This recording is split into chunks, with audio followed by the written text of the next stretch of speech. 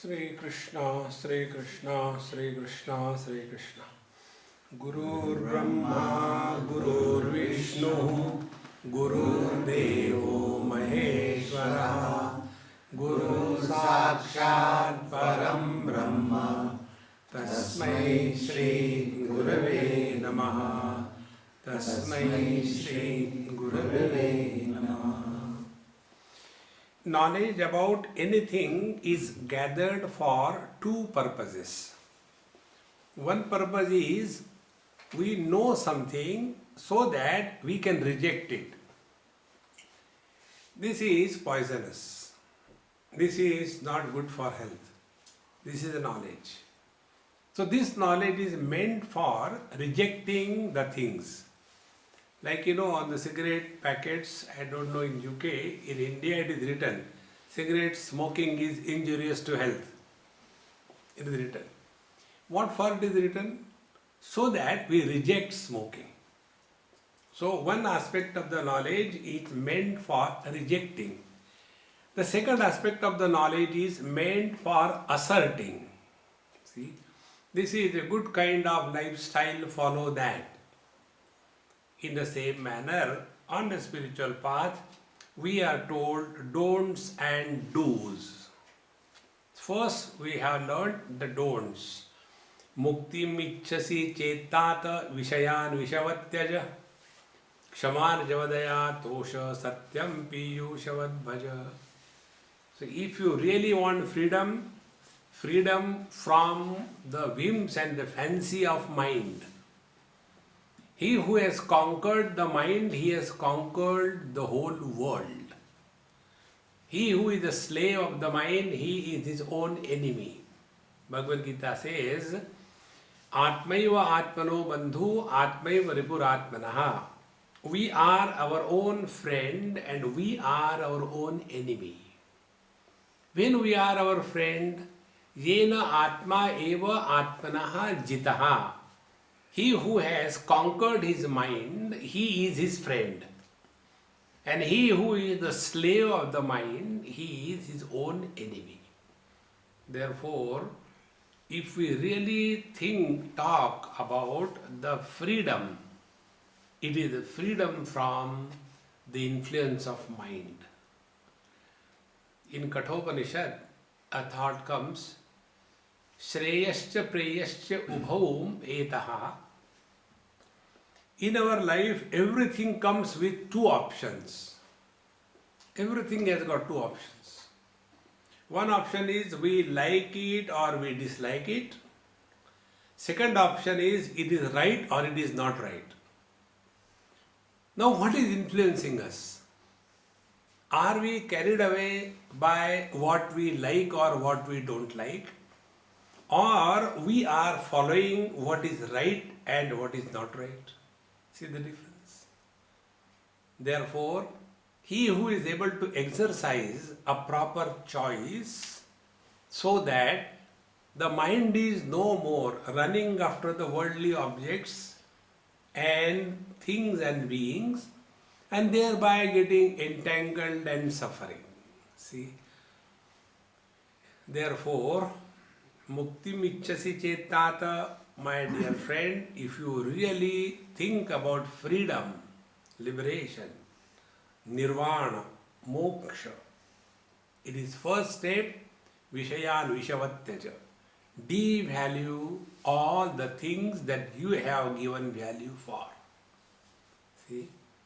None of us is ever born with a cigarette in the mouth and a lighter in the hand, is it not? Nobody is born. And yet we become the victim. What is the reason? Reason is not no cigarette comes and tells, hey, come on, smoke me. No. We run after that. See, friends. Therefore, first is this step, Vishayan Vishavatyaja. After having understood this, now the second aspect, what should be cultivated in life? There are 5 aspects which are worthy of cultivation for every spiritual seeker. First is Kshama, the forgiveness. Second is Arjava, straightforwardness. Third is daya, compassion. Fourth is tosha, contentment. And fifth is satyam, the truth.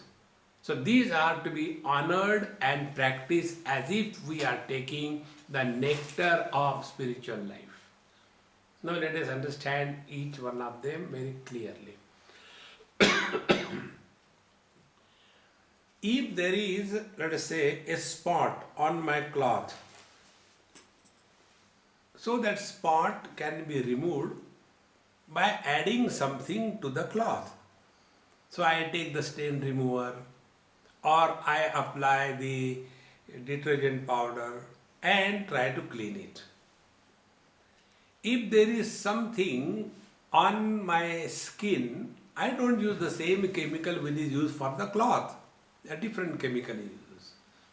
If there is something called as some infection in my body, so to remove that unwanted infection, I use some kind of medicine. In the same manner, if the problem is in the mind, we have to work on the mind. See?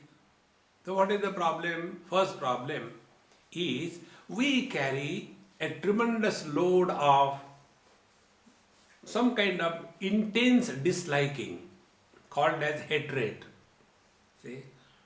This very word hate, when you utter the word, your whole chemistry becomes polluted. One day one child in USA, she asked me, Swamiji, you tell me something which I will be able to practice. And when I was staying with them, I found this girl was always using the word hate. I hate that food.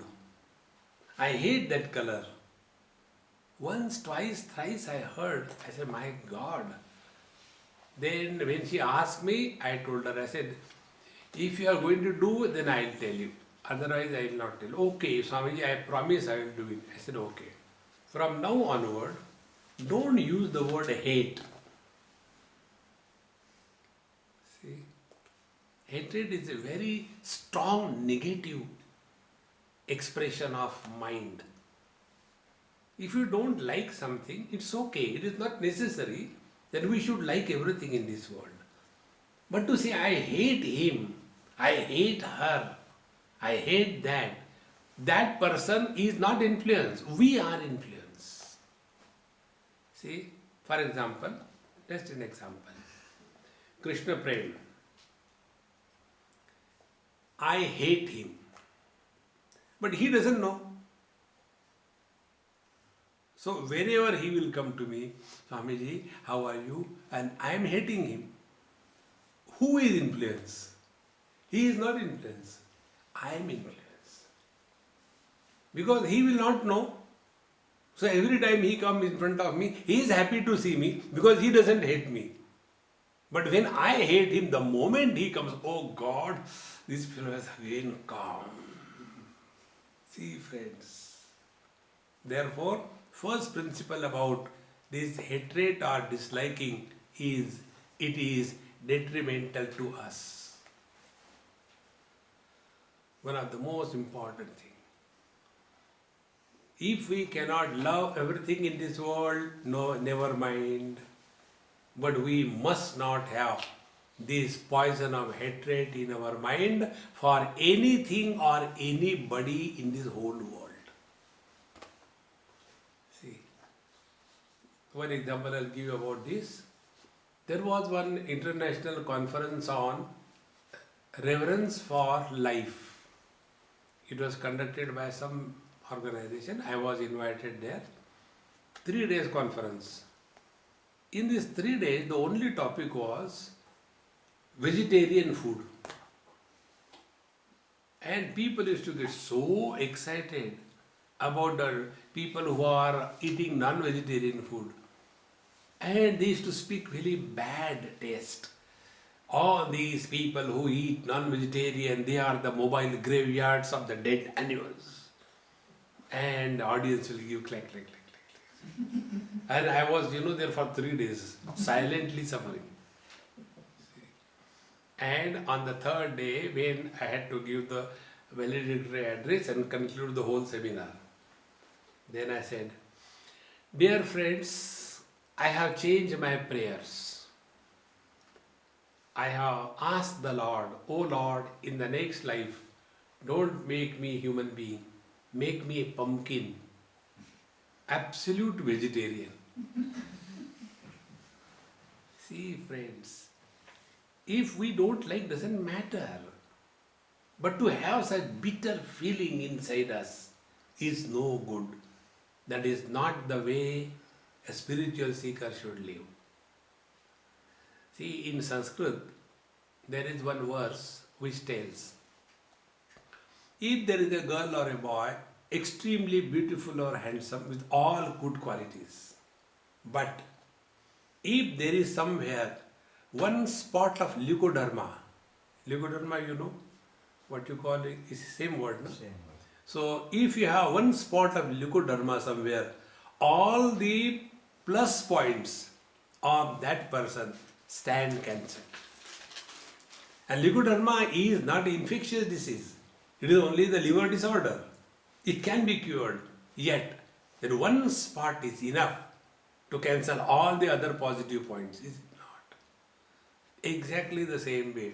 We may have everything. But if we have got hatred even for somebody, even once, even in the dream, even for the fun's sake, our mind is not qualified to receive the divine. See friends.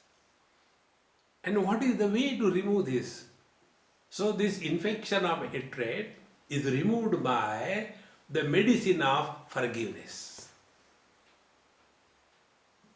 See friend, have we not forgiven ourselves? How many wrong things we must have done throughout our life? Are we punishing ourselves for everything? And what is the way to forgive? The way to forgive is to forget. Forgetting the things is the biggest gift God has given us. Those who cannot forget, they can't even go to sleep.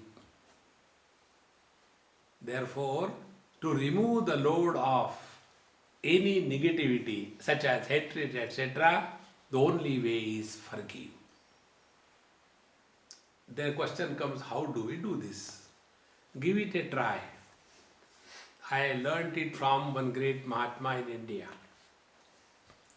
He said in his talks, he was a great master, great devotee of Bhagavan Sri Krishna. He said, go before your Lord, sit down, cool, and after your initial prayers are over, talk over to him. Oh Lord, I hate that fellow to such an extent that I feel like I should cut him into pieces and throw. But now I cannot carry that load of hatred anymore. Oh Lord, please bless me that I love him and remove this hatred from my mind. Say it every day. Guarantee is that negative feeling towards anybody will definitely disappear.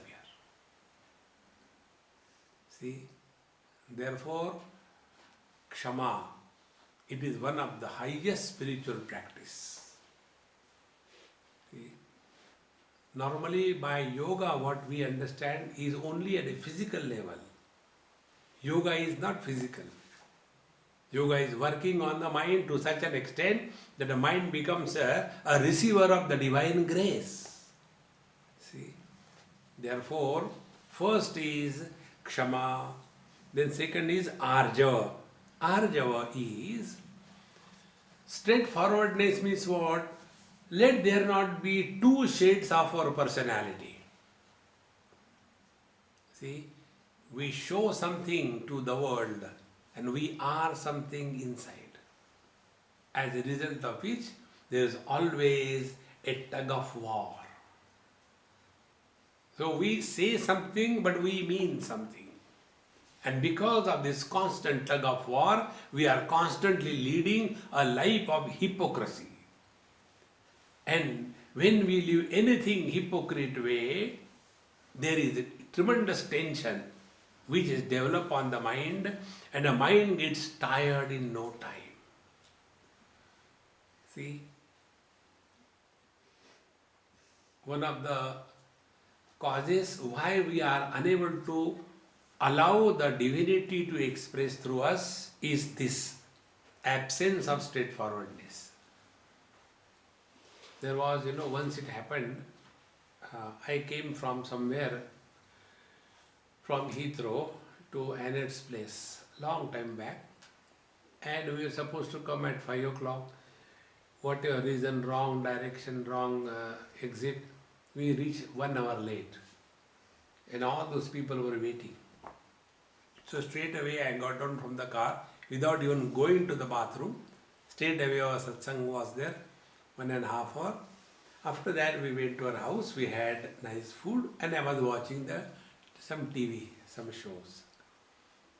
So I was asked by somebody, how come, Swamiji, you are not tired? When will I be like you? Why I get tired? I said, look here, I'll tell you, but are you ready to receive it? Yes. Then I told, listen, your whole life is a struggle to prove something to somebody. And in that struggle you get tired. We don't have to prove anything to anybody. Be yourself. Be simple. But what we are not, that we want to prove before the world. And as a result, there is a tremendous tension inside. And because of this tension, we get tired in no time. See, friends, our condition is like, the best example I can think of, if you take a rubber band and straighten it, suppose in these two arms of this chair, I fix a rubber band. From a distance, it will look, it is stationary, it is steady, it is without movement. But inside the rubber, there is a tremendous tension. It is just waiting. The moment it is removed, anchor, immediately it will come to its normal stage. So, although it is looking as if it is stationary, yet it is having tremendous pressure inside. In the same manner, externally we may try to show off, goody goody, hello, how are you, how do you do, but inside, like the rubber band, we are struggling to prove something to somebody. And as a result of this, what we are not, we can never live that life. And then the two personalities are born. One personality to show to the world, the other one we are inside something different.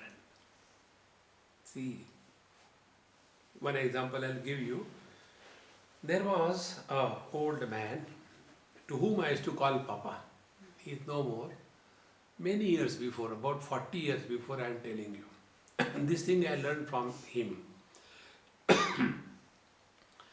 And he was addressed by everybody as Guruji. Guruji means teacher. So I also started calling him Guruji. And I left that place after about 10-15 years. When I went there, I came to know he is not well. And he was staying with his daughter, the only daughter. So when I went there, I said, how Guruji, how are you? So he told his daughter, go inside the house, don't come till I call you and prepare something for Swamiji. I want to talk to him. I said, all right.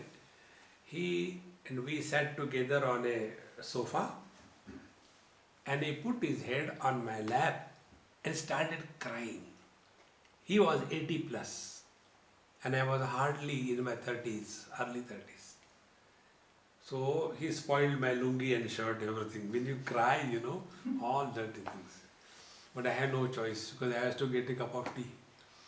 So after his, that bout of frustration was over, then I asked him, Guruji, what happened? Don't call me Guruji. I said, okay, I'll call you anything, but don't cry. Why are you crying unnecessarily? Then he told his story. He said, right from childhood, when I was hardly 15, 16, he had a very good voice, melodious voice. Any satsang going on anywhere, he is required. So he will take his harmonium and he will sing, people will follow, and slowly, slowly he became the most important person of the society. Anywhere, any function, he has to be there. And then slowly he was being addressed by everybody as Guruji, Guruji, Guruji. And it became a public name, Guruji. And he used to sing so well. Nice bhajan, classical, etc. He says, Swamiji, I know what I am. People think I am a great devotee of the Lord. People think I am singing so nice. But I don't have any devotion for the Lord. I was cheating myself and the whole world. Today I confess, I have no devotion for the Lord. It's only because I was getting appreciation from the world, I was doing it. But now here, when I look back, I am so disgusted of myself. I have wasted my whole life. See, friends. Therefore, let us not try to prove anything to anybody. Focus attention on our own spiritual evolution. That is the thing. In this world, those who praise us today, tomorrow they will condemn us. Those who condemn us today, tomorrow they will praise us. This is how the world is. Let us not get carried away by the world. Hold on to the truth. See, Kshama Arjava, straightforward. Be simple, be straight, be yourself. See? Otherwise, we try to overdo what we are not capable of. Kshamarjava, then Daya. Daya is compassion. About this compassion, I got some different understanding. I am never in favor of having compassion in the mind. Many people get surprised. There was one lady student somewhere from Europe. She came to India and she was telling me, I feel so compassionate when I see the poor dogs here in India. They don't get anything to eat. I feel so compassionate toward the poor people here, So I was keeping quiet. Swamiji, you don't say anything. I said, I have no compassion for anybody in this world. Why? I said, you explain what is compassion. In compassion, you are looking at something lacking in the other person.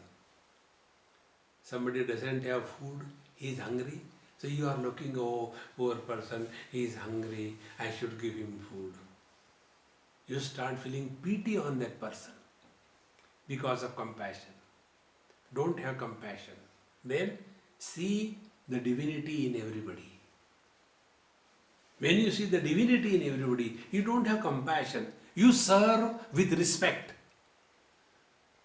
In compassion, you serve with pity.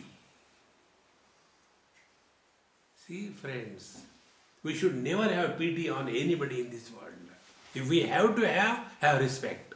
And we can have respect only if we have seen something higher, something greater than what we are. See, we have respect for our parents because they have done so much sacrifice for us. We have respect for the saints and sages because they are wiser than us. In the same manner, in everybody, if we have to see something higher, it cannot be anything but the divine presence. And this is the spiritual practice.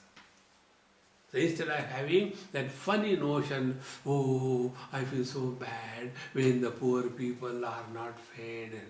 No, don't do that. Serve in such a manner that the person who is served does not feel belittled. His respect, his honor must be maintained. And this is possible only if we don't serve with pity, but we serve with respect. See? Kshamarjavadaya tosha. Then Kshama, the forgiveness, Arjava, straightforwardness, Daya, compassion, then Tosha, Santosha. In Patanjali Yoga Sutra, you must have read, you are all students of Patanjali. Santoshan Anuttama Sukhalabhaha. Patanjali says, those who practice Santosha or contentment, they attain unparalleled bliss. Anuttama Sukhalabhaha. Anuttama, unparalleled. It is unique. The real joy in life is in contentment. What is contentment? Contentment is living at a zero complaint level. No complaint about anything. See? If we look in our life, if there is everything is perfectly alright, we have complained against God. Oh God, why did you create such criminals in this world? He doesn't know what is to be done. We have to advise him. See, friends. Therefore, contentment, santosha is living at zero complaint level. And when we thus don't complain about anything or anybody, do you know net result? Net result is we stop reacting in this world. Complaint is nothing but a reaction by the mind. Contentment is nothing but the response by the mind. See, if we see within ourselves what we have today is not the result of our karma. It is the divine grace. He who has recognized the divine grace, he is content. He looks at the life as the result of our karma, then he will be always frustrated. See, I am never in favor of this theory of karma. Last life, this life, and sin and merit and all that. It is okay, it is meant for some explanation, but that is not the purpose of karma. Whatever we have today is not the result of karma, but it is the divine grace. And when you take it as divine grace, then we are content. See? So, Kshamarjavadaya tosha, santosha, contentment. That is why, the niyama which is given by Patanjali. Patanjali has given 8 steps, yama, niyama, asana, pranayam, pratyahara, dharana, dhyan, samadhi. In that, the second is niyama. Niyama is the do's in life. Yama are the don'ts in life. Ahimsa, satya, asteya, aparigraha, brahmacharya. These are the don'ts. And what are the do's? Shaucha, santosha, tapaswadhyaya, ishvara pranidhanani. In that, santosha is contentment. Unless we have the contentment, we cannot be at peace. He who has contentment, he is at peace. There was a king, and he was just moving in his garden, a royal garden, along with his minister. And when he was moving, there was one gardener. And the gardener was humming and doing his job. So cheerfully, happily. And the king was passing by, he didn't notice the king. He was so happily doing whatever he was doing. So the king asked the minister, see, this fellow, he doesn't have anything for that purpose. Just an ordinary gardener, but see how happy he is. What is the reason? So the minister said, we'll see tomorrow, sir. Give me one day. I'll explain tomorrow. Then that evening, that night, the minister goes with 99 gold coins in a bag and keeps them in the door of that poor gardener. And next day morning, the gardener gets up, usually early, And when he comes, he dashes. Oh, what is that? Oh, there is one bag. He opens it and gets inside the house. Oh, God is so pleased. God has given me this bag and he is so happy. And then he goes on counting. 1, 2, 3, 4, 5, 6, 7. There were 99 coins. He said, I think there is some mistake. There has to be 100. How it could be 99? Again he counts 1, 2, 3. Again 99. 10 times he counts 99. Anyway, if I get one more, it will be a round figure. 100. He ties it down, puts in a proper place, goes for work. And when he is going for the work and working over there, then the minister says, Sir, let us go to the same gardener today. And again the king and the minister come. And today the gardener has forgotten humming. He is all the time worried. He is talking to himself. And no work. Earlier day, he was humming and doing the work cheerfully and happily. So the king asked, what happened? What happened to him today? So the minister says, Sir, he has joined your club. What is my club? Your club is a 99 club. You know the diners club?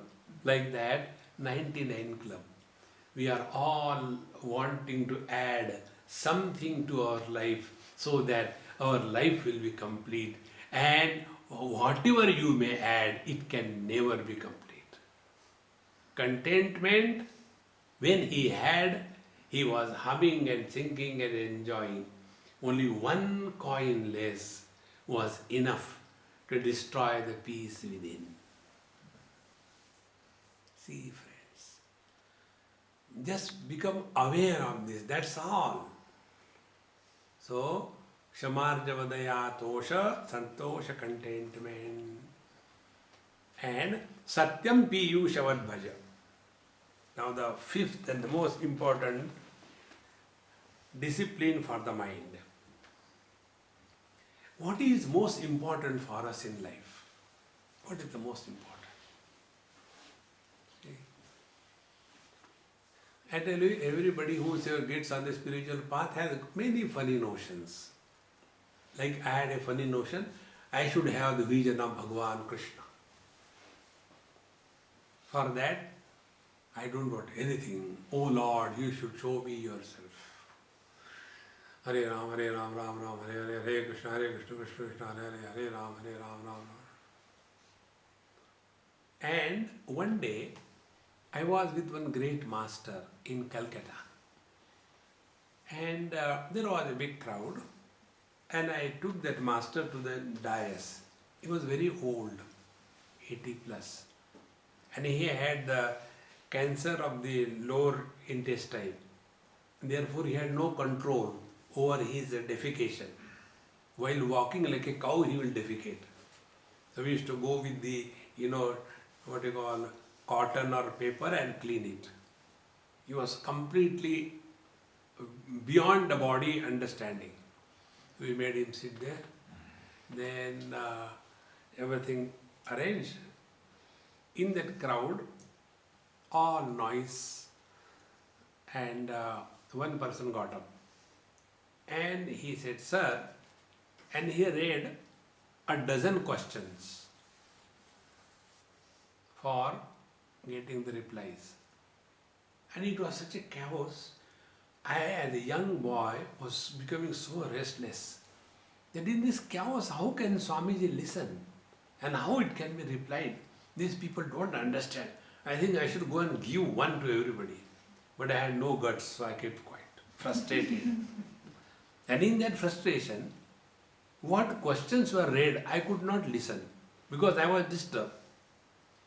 And this Mahatma, he was sitting like Buddha, absolutely undisturbed. And after all the questions were said, then he restated all the questions in the same sequence, and in the restatement, answers were included in one go. Nothing disturbed him. That day I told Bhagavan Krishna, sorry, I don't want you. The only thing is, I must be at peace with myself. A person who is at peace with himself, he alone is at peace with the whole world.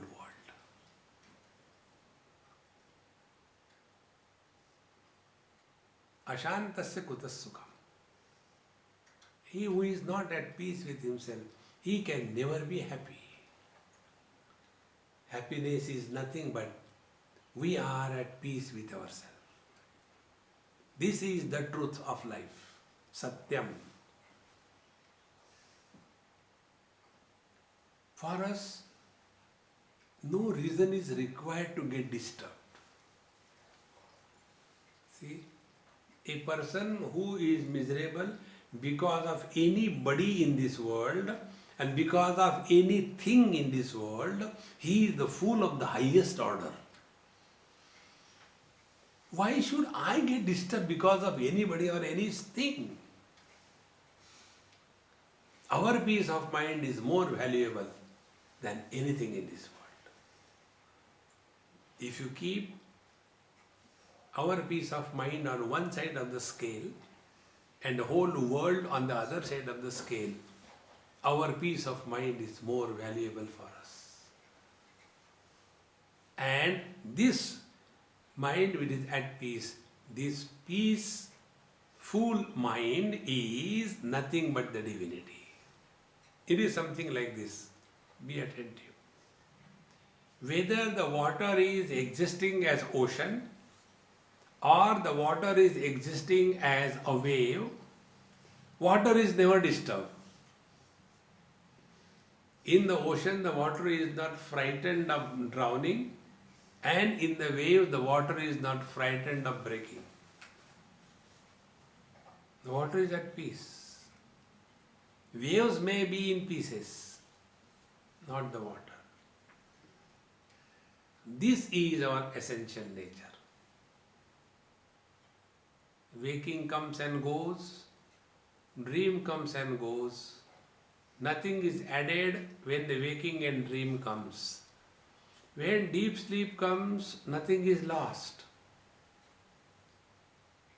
Like when there are waves, there is no gain for the ocean. When all the waves quieten, there is no loss for the ocean. This is the truth, Satyam. Disturbed consciousness is called as mind, and quiet mind is called as consciousness.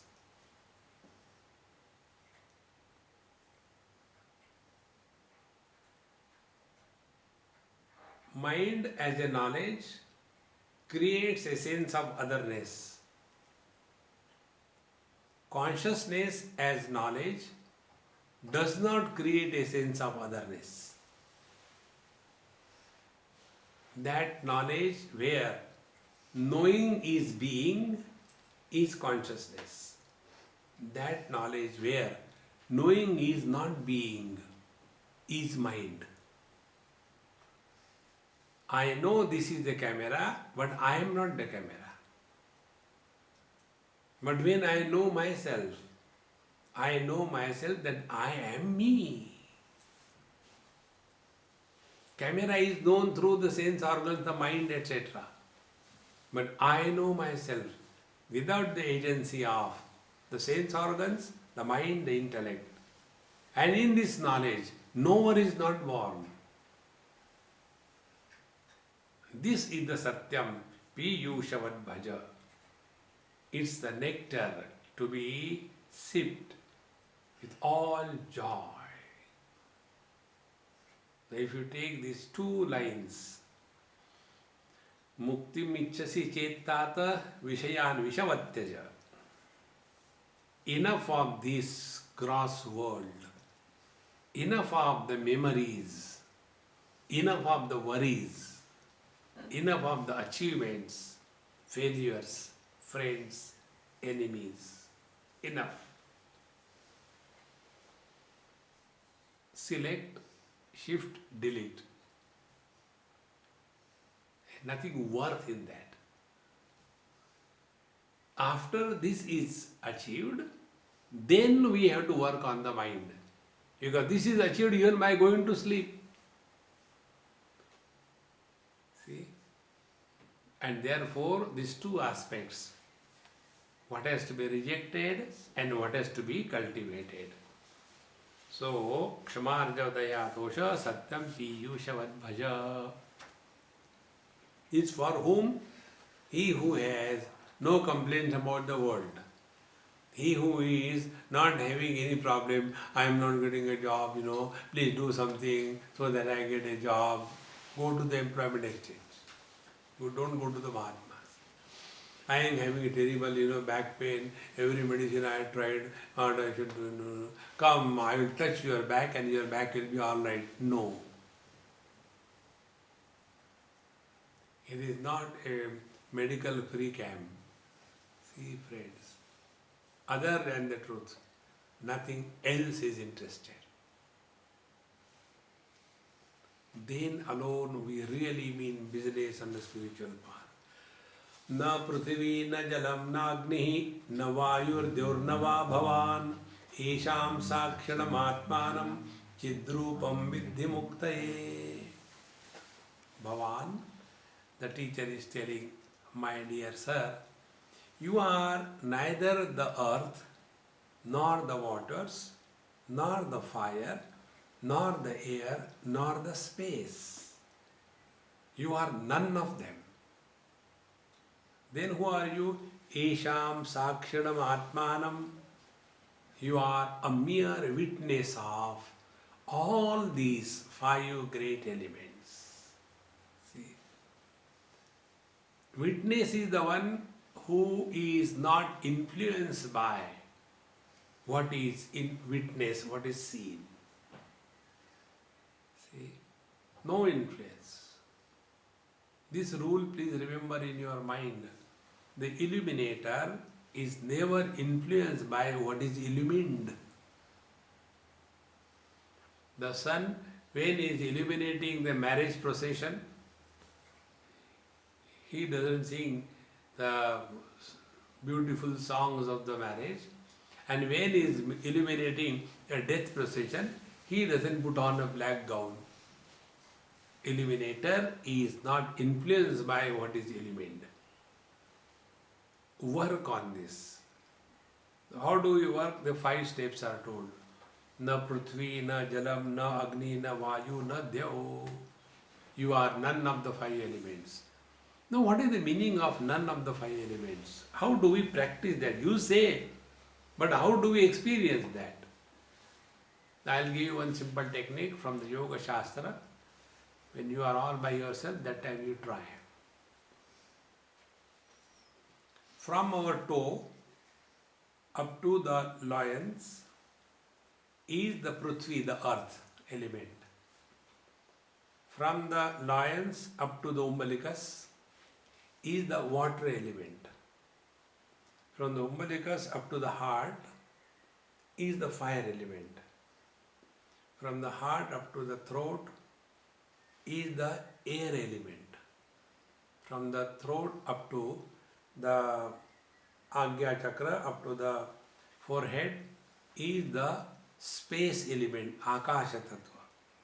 And from the Bhrumadhya, from this forehead up to the top of the crown is the mind element.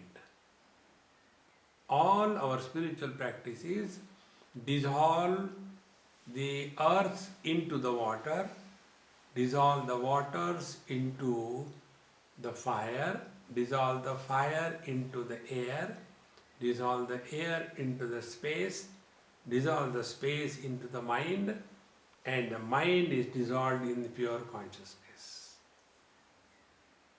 Work on this.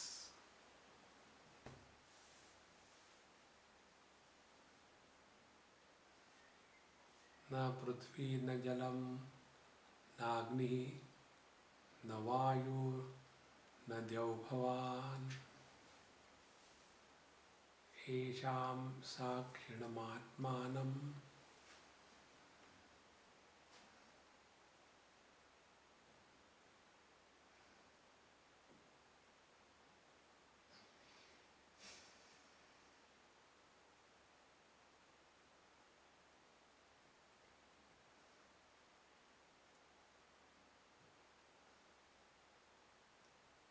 When they disappear, even to call oneself as a witness is also wrong.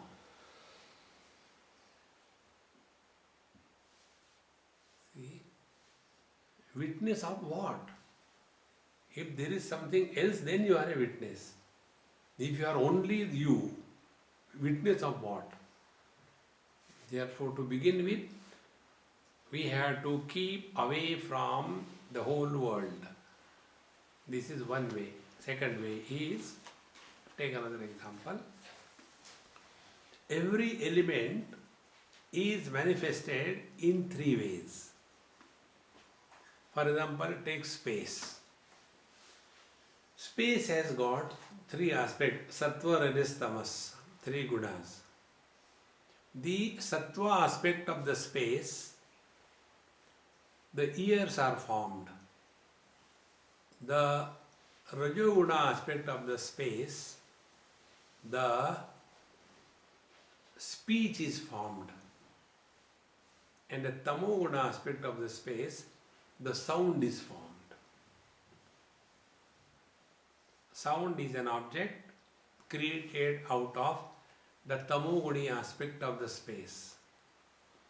Speech is the organ of action created from rajoguna aspect of the space. And ears are the sense organ comprehending the sounds which are formed from the sattva guna aspect of the space. When it is said, you are not space, means what? You are beyond the sound, the object, the speech and the ears. So we drop the sounds. When we drop the sounds, we drop the ears.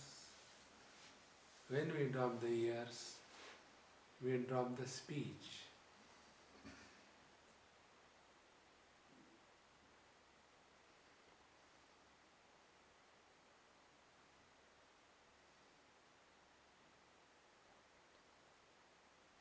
That which cannot be dropped is you. Therefore, na prithvi, na jalam, na agni, na vayur, dev, na va bhavan, esham sakshidam atmanam vidhi chidrupa vidimuktaye. Come to cognize that you are the chidrupa, pure consciousness, alone expressing through the five great elements. See? And thus, let the sounds not disturb us, let the speech not disturb us, let no commentary influence us.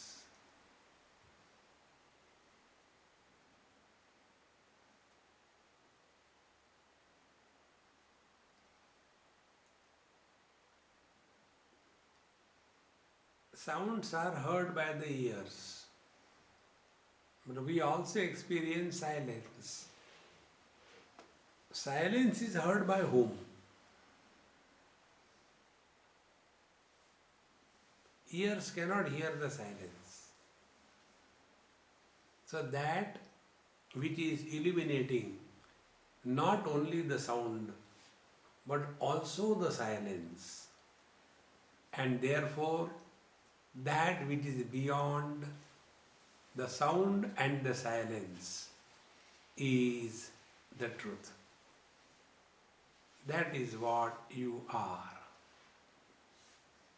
Esham sakshidam atmanam mukte vidhi.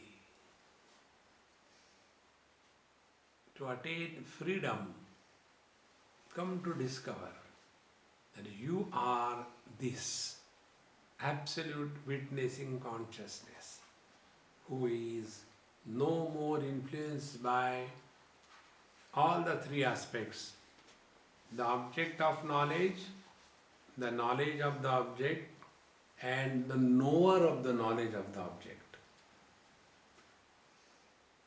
Color and form is the object of knowledge. It is red and green color, it is the knowledge of the object. And I know, it is the knower of the knowledge of the object. All these three are illumined by the witnessing consciousness, which is not influenced by any one of them.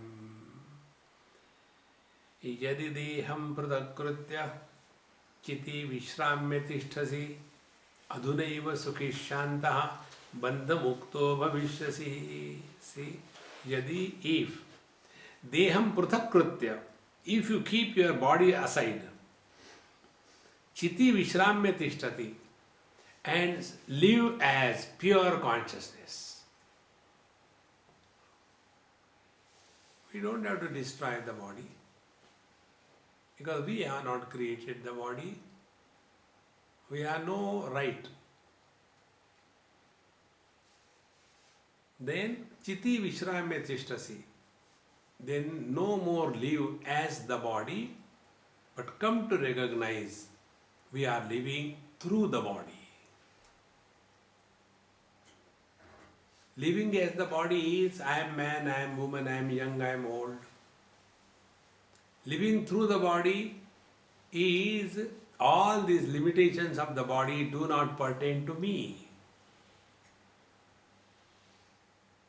Therefore, body has a shape. If I am living through the body, therefore other than the body, therefore I don't have any shape, any form.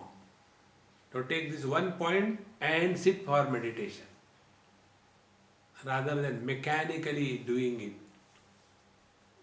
Play that you are formless.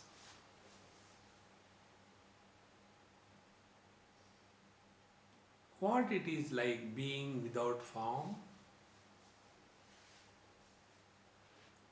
We do experience in deep sleep.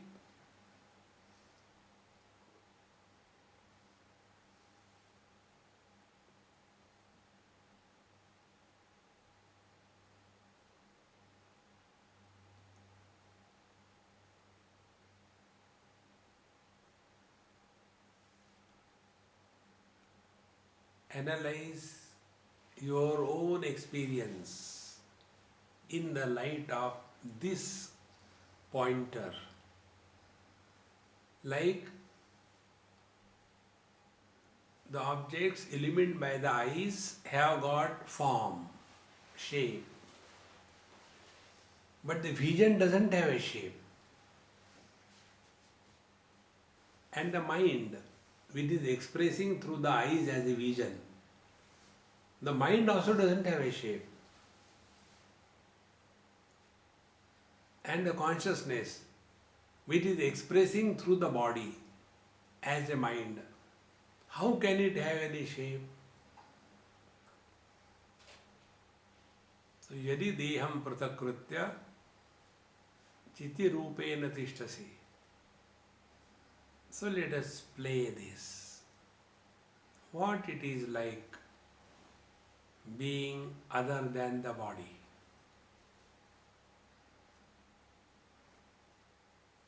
Because all the thoughts are necessarily with reference to the body. When the mind drops the body, as in deep sleep, there are no thoughts. But when the mind has not dropped the body, then every thought is with reference to the body. My husband, my wife, my children, my place, my poverty, my problem, my country, everything is with reference to the body alone. The moment body identification is dropped, this load, battalion of all the relations disappear. Therefore, yadi deham pratakritya chiti rupena tishtasi. Start living as consciousness.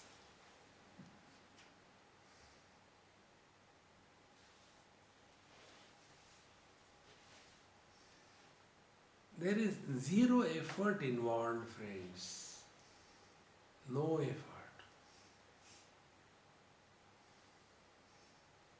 Whenever there are efforts, we are not normal. And when we are effortful and not normal, we get tired. Like when you do pranayam, after some time you get tired, now enough. But are we tired of breathing? Because we don't do breathing. Breathing is happening. In pranayam, I is born. In breathing, I is not born. Nobody says, since so many years I have been breathing. How about you? No. Because nobody does breathing. Breathing happens. See, friends, chiti rupena tishtasi. Living effortlessly as consciousness. Yadi deham pratakritya chiti vishramya tishtasi adhuna eva sukhi shantaha. Adhuna eva sukhi. Right now you are bliss. It is not afterwards. This is the beauty of Vedanta Shastra. There is no posthumous realization. It is now and here or nowhere. You will see in the Vedanta Shastra, we don't give too much importance to last life, this life, next life, sin and merit and going to hell and going to heaven. In the last life, I was a donkey. In this life also you are the same. It's all rubbish. Don't give any value to that. You will get caught up throughout your life. See, friends, nobody had the experience of birth, nobody had the experience of death. Birth and death are impossible. Come to cognize this eternal presence. Therefore, adhuna eva sukhi. The moment you have discovered you being the conscious reality, that itself is bliss. Then shantaha. And what is that bliss like? Bliss is shanta. Shanta means you are at peace with yourself. One day, one elderly person asked me this question. Swamiji, how do I know whether God is pleased with me or not? What should I do? I said, drop that poor God. You find out, are you at peace with yourself? See, if we are not at peace with ourselves, how can the God will be? If I cannot swim, how can I save others? Therefore, adhuna eva sukhi shantaha bandha mukto bhavishyasi. This itself is called as freedom from bondage. So what is mukti, what is moksha, what is nirvana? Is being happy. What we do, becoming happy. Don't become happy, be happy. In becoming, coming and going is likely. Be coming.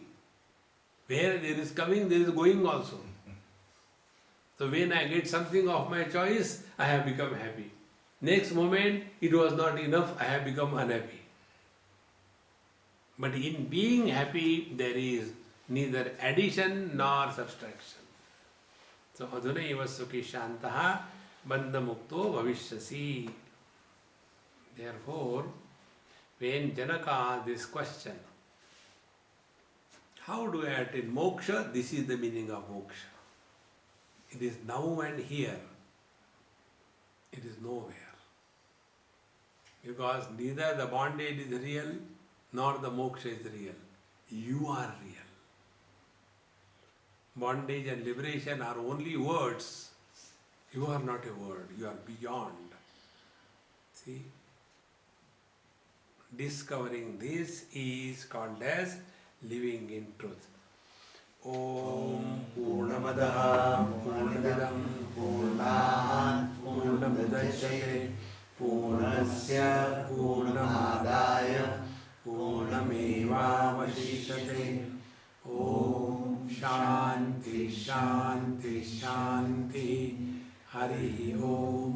Shri Gurubhyo Namaha. Hari Om.